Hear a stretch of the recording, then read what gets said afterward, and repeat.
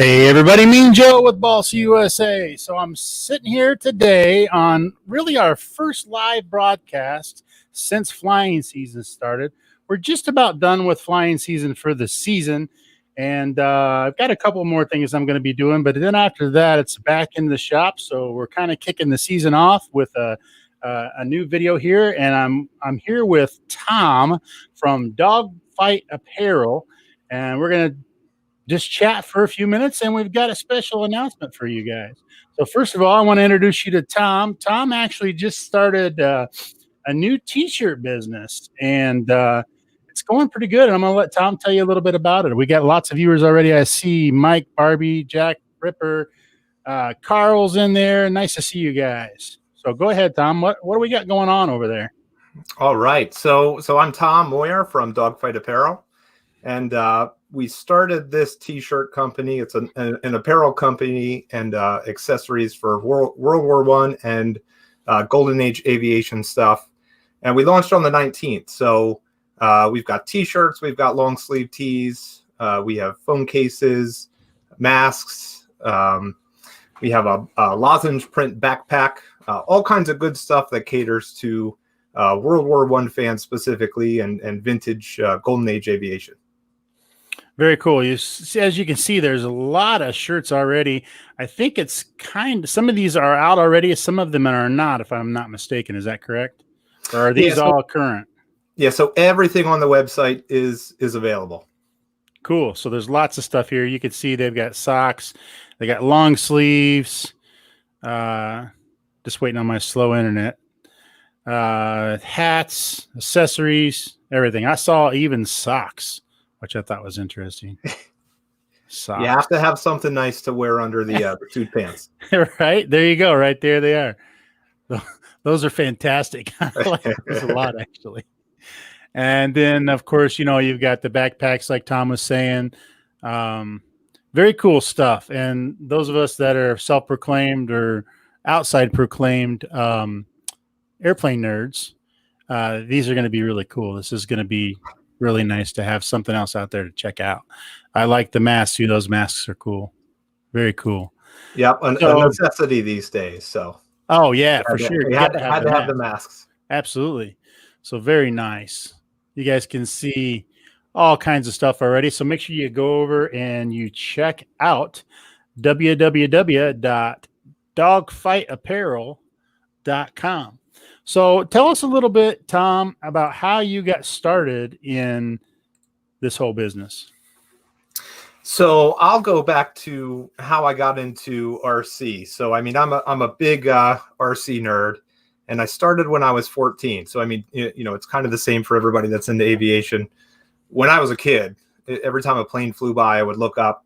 My dad would take me and my parents. Yes, I still do. Yeah, we've got A-10s that fly out of the base here almost every day. So that's actually my favorite jet. Yep, mine too. That's a military thing. Yep. I got lots of close cell support off of the A-10s. So as a kid, I was just into planes. Nothing but planes. I've never really had a huge passion outside of planes. So when I was 13, maybe 12. I got a little 3-channel Cub, a foam Cub that I think ran on like an 8-cell NiCad battery. And it was way too heavy and didn't fly that well. So that was my first experience with flying RC stuff. And I actually had a family friend give us a Kyosho Cap 232. So it was the ARF. And I worked a job in Baltimore. I'm from Maryland, about 15 miles north of Baltimore. So I worked a job under the table in Baltimore and saved up enough money to get a Futaba radio and some servos, and I put that all together and took it out to our local club and said, hey, I practiced on the simulator. I just want to take this thing around. I think I've got it. And everybody said, no way. That thing's a little Cap 232. There's no way that you can fly that around. You have to get yourself a trainer. So there was one guy at the club who let me fly his giant stick around and saw that I could fly. So he let me bait in the Cap 232. And I think within 2 flights, I was doing inverted passes and loops. So I got really into 3D flying And for most of my RC hobby experience, it's been going after aggressive 3D maneuvers. That changed. My father actually I got him into flying. He wasn't into flying RC planes. I told him, you come out here every time I fly, you should get a trainer. I'll train you how to fly. And so he picked up a trainer, and then he got bitten by the bug, probably harder than I did. And he was always into scale stuff, and I was into scale stuff, but I just flew 3D. So he picked up a friend's grandfather had built an old Bud Barkley or a Clark Industries Tiger Moth. So we bought that off of him, and it's very heavy, runs on a G38, and I maidened the Tiger Moth, and that was it. I sold everything, all my 3D stuff. I replaced it with World War I and Golden Age stuff, and it went from flying as fast as I can to seeing how slow I can fly. So now it's exclusively Golden Age and World War I stuff. Nice. I need to get you into the NASA scale stuff, man. Definitely. We have a ball. More fun than ever. In my mind, it's way more fun than trying a new trick with a 3D plane. Right. And that's kind of that to me. That's kind of funny. I actually started off in a similar way. I was a friend of mine, and everybody that watches his channels has already heard the story. So I won't tell the whole story. But my first sponsor gig was with Precision Aerobatics. And I flew for Precision Aerobatics for a few years. And of course, that's all the 3D stuff. And I did all that stuff for a while. And then I went to SIG for a little bit after that. And then I ended up at Boss USA. And I'm having the time of my life. A lot of the guys I see in the chat room, and the gals, as for that matter, I saw that Cindy was in here as well. A lot of the folks in the chat room right now are all avid NASA scale flyers. I think Mike Barbie's in here. He's actually the president of the NASA scale. And I'm just having a blast. I go around. It's just like a little community. We all camp together. We all have a good time. And it doesn't matter if the weather's crappy or if the weather's nice. We're still having fun. Right. So, yeah. I think everybody that flies 3D, they're just people who haven't flown World War I yet. Right. There's still a place for it. So I get picked on a lot because my 1/6 scale triplane actually does 3D. So and I guess I can't lie. I do have a Kavan, an old Kavan foam Fokker triplane. Yeah. That my last 3D plane was a Twisted Hobbies foam plane. I ripped that outrunner out and put it in I actually got a new Sopwith from Kavan. But yeah, those 3D too. So I will 3D. It's just not with an actual 3D plane. Right. Wait till you see the triplane fly. It's a hoot. That thing is they pick on me because I'll fly it low inverted passes with it, and I'll do torque rolls and stuff. They're like, that's not how that's flowing. I'm like, hey, how do you think the Red Baron was so successful? He did torque rolls. That's how he did it. Exactly. It's not documented, but that's how it happened. Of course it's not. Nothing's documented. We don't even know what color his real plane was, right? Right. Which is funny that we've got a Robin shirt, August Robin shirt, that I came out with a blue one because most of those are modeled blue, but I think it was actually a red painted plane. So we've got a blue shirt and a red shirt. Yeah, I've had that discussion. Of course, I get that all the time. Is this scale? Is that scale? The truth of the matter is a lot of people don't understand that, yes, there are a lot of documented planes from back then. Unless we have samples of the covering, then we don't really know what color it actually was because they didn't have color photography. Everything we see is an artist rendition. So you could have, and they basically let them paint whatever they wanted to on them. Yeah. And then they had to have their markers for their units, and that's about it. They didn't really hold them to any other standards, and they'd paint if they had time. They'd paint whatever they wanted to on them. So people don't often remember that. So, and I had Carl ask. Carl's a good friend of mine. That I believe, if I'm not mistaken, that is a Boss USA quarter scale D8 behind him on the table. If I'm not mistaken.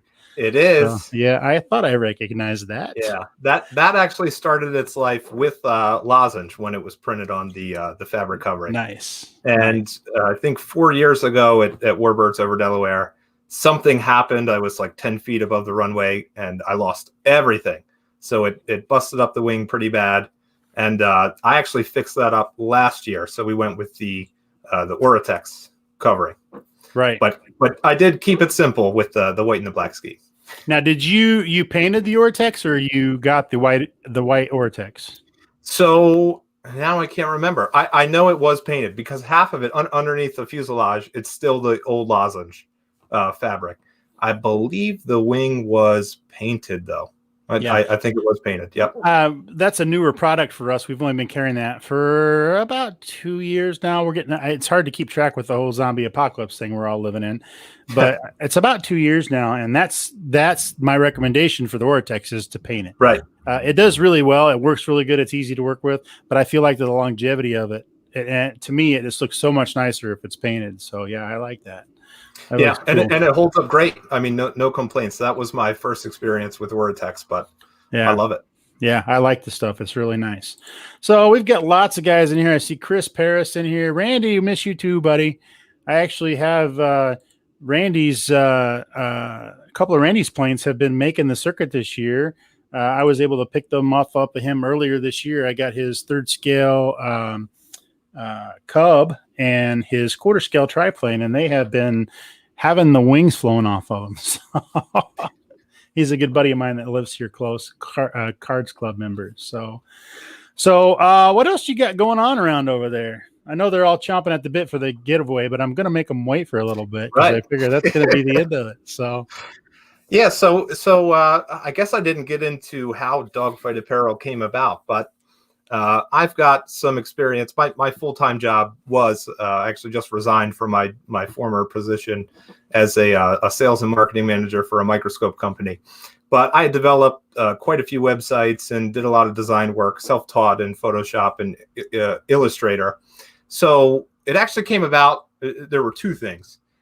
I was building a DR1, the little small foam DR1, and I had all these low resolution images and I had to print them on transfer paper. And so I had to bring those into Illustrator and make vector files. And so I did that, and I started doing it for a couple other logos and designs that I saw out there that I couldn't find anything that was a nice high resolution. So I did that for a little bit. And of course, I'm sure everybody has several t-shirts from events and different things that they picked up along the way. And my wife said, some of them were getting old and they had holes in them. And, if I didn't have to go into a work where I had to wear a button up, I would wear those t-shirts every day. So she said, why don't you come out with something there's nothing like modern out there. Why don't you come out with something? And the other thing is World War I and Golden Age, we sort of get left in the cold next to the World War II guys. Yeah. So, there wasn't a lot of stuff out there. You could find some Spad shirts and Falker shirts. But that's why we came out with the Insignia series. So, if you've modeled your plane after some specific plane, I know me, I like custom things and I like to have things that kind of represent the model that I'm flying. So that was the inspiration behind the Insignia series. I really like the Insignia series because, like you can see here, and let me get to some of the t-shirts. It's the actual logo or insignia, and I really like them a lot because you don't see these shirts out there. They don't have like Tom was saying, they don't have the World War I stuff covered nearly as well as they have the World War II stuff covered. Everybody knows what a P-51 is. Everybody knows what a Corsair is. Not many people know, except for those of us that are airplane nerds, the difference between a Spad and a Newport. So I really like the fact that these are really going to showcase the World War I stuff. And then, as you look through the website, you can show this is the front, this is the back on all the ones. There you go. There's the Sopwith, the Fokker. I mean, I just think they're awesome. Very well done. Very cool. When I first started seeing these, I think we got into communication very quickly after you get ready to start the website, because I'm like, oh, that's a gotta have thing, man. We're doing that. Right. Everything I get, I've got like one of every shirt, but I'm afraid I'm going to wear all of the inventory. Well, I can promise you there's a whole lot of people right now that are going to be wearing the inventory. I'm just saying. Sean says you need fat guy size. So we do have, I'm aware. I'm a bigger guy myself, trying to slim down, but everything from small to 3XL. The only thing we don't have a 3XL in are the long tees. And there's actually, due to COVID, there is a shortage of shirts. Yeah, so it's actually, especially black in a 3XL and a 2XL, those are, they come and go. So it's difficult. So, but I am aware, 3XL, I'd like to have 3XL in the long tees, but I make sure all the t-shirts, we've got 3XL options for everything. Sure. And as a recommendation, I would probably grab some 4XLs as well. We're all modelers, so. Yep. and it's COVID, so I'm at home with nothing better to do than feed my face. So right, exactly. I think all of us were in that and in that same boat. So what's funny is I actually had to go back. Those of you that know me know I still work for a real job, and I had to go back to my real job. Like 2 weeks before we finished the build series on the Newport 17. So for me, it was this at 24/7. And then all of a sudden I'm back to that. And to get everything back in working order again, it took me a minute because I was so used to just not, you know what I mean? So we were off for I think 6-8 weeks. So wow. Yeah. It was the same for me. I worked in the, a lot in the beginning and things just tapered off. So yeah, John has an excellent idea. We need to do a Greg Obi-Han Benobi shirt. I like that idea a lot. I think we might have to make that happen. Cindy says, don't forget the ladies as well. So yes. So just to let you know what's coming out. Right now we've got a lot of the manufacturer's logos, only 3 on the Insignia series. So I've got a ton of new designs that are going to come out. But also we've got a ladies line coming out and we have a premium line coming out. So the premium line is going to include nice polos with embroidered logos, quarter zip fleece. And then we'll also come out with hoodies and maybe some light jackets, but things that, if you go to work and you don't have to wear a suit, you can put on a Dogfight Apparel shirt and show off your love for World War I. Your nerdiness. Stuff. It's okay. Yeah. I actually got a really ugly shirt. I don't know if you've seen it circulating around. The triplane Hawaiian shirt. Have you seen that floating around out there? Yeah. I have that. I just got that shirt a couple of days ago, and I wore it to work, and everybody loved it. I'm like, I was wearing it because I just thought it was funny, and they all liked it. So yeah. I'm the same way. I wear some pretty gaudy things that have to do with airplanes. So yeah, me as well. There's no shame. Cool.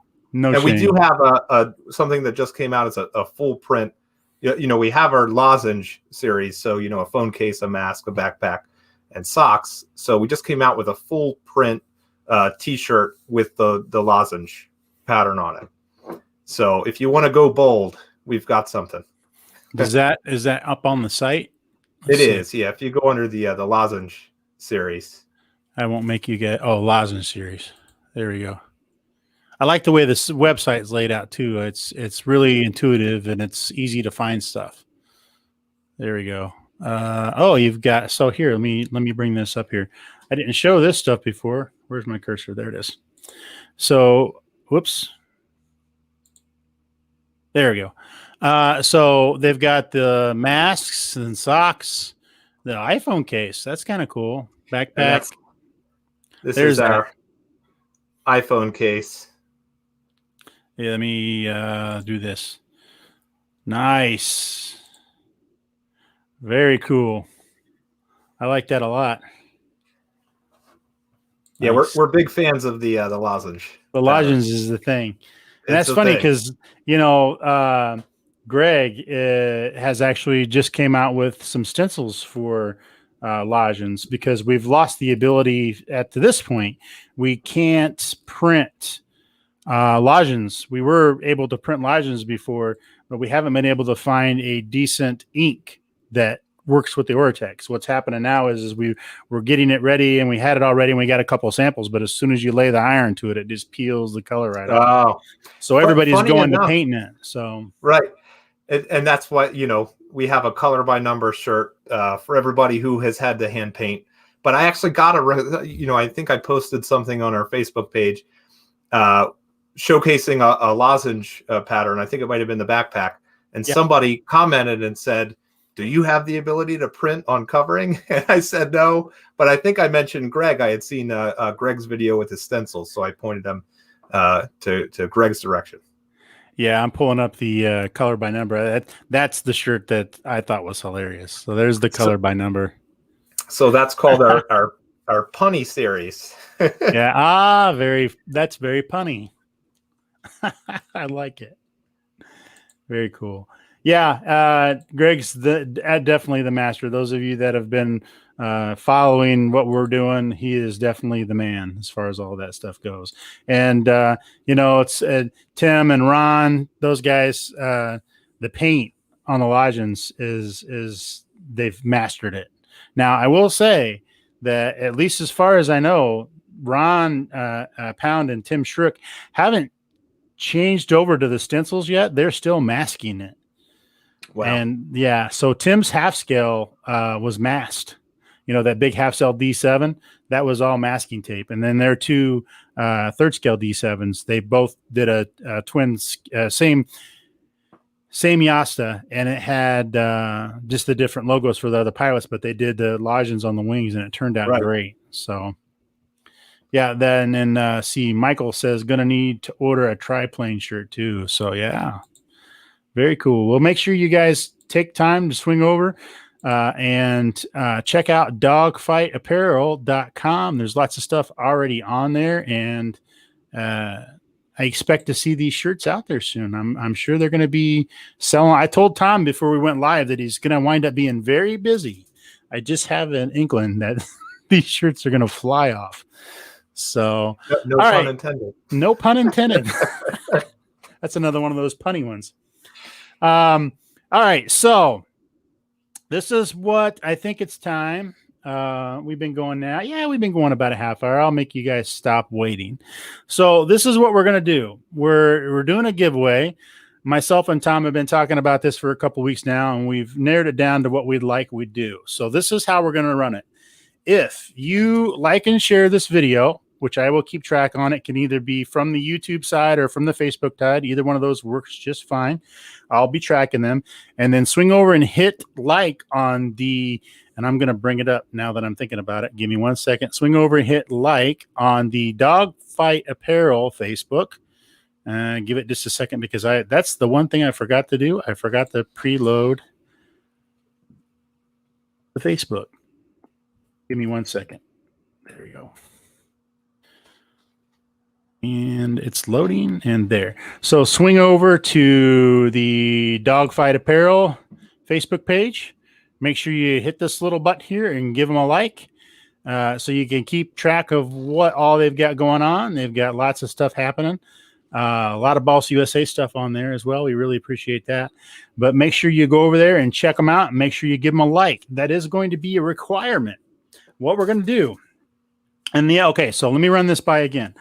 Like and share this video. Like and share the Dogfight Apparel page. And then any purchase from Dogfight Apparel, we didn't talk about? We didn't talk about a time frame. What's the time frame on that? So I think we're going to do 2 weeks from today, right? 2 weeks from today. All right. So here we go. Like and share. Like and share the Dogfight Apparel. And then purchase anything from Dogfight Apparel between now and the next 2 weeks, which I'm going to do official. I'll look on the calendar here and see what that date is. So the 23rd. Or are you going to go through the 26th? The 26th is the Monday. Yeah, we can do Monday. Okay, so we'll go through. Don't make it the 26th. So through the 25th. So the contest ends on the 25th.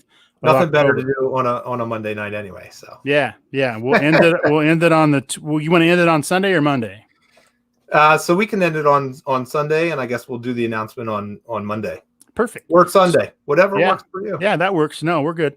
We'll do the run the contest through the 25th of October, And what the winner is going to receive is the quarter scale kit of their choice.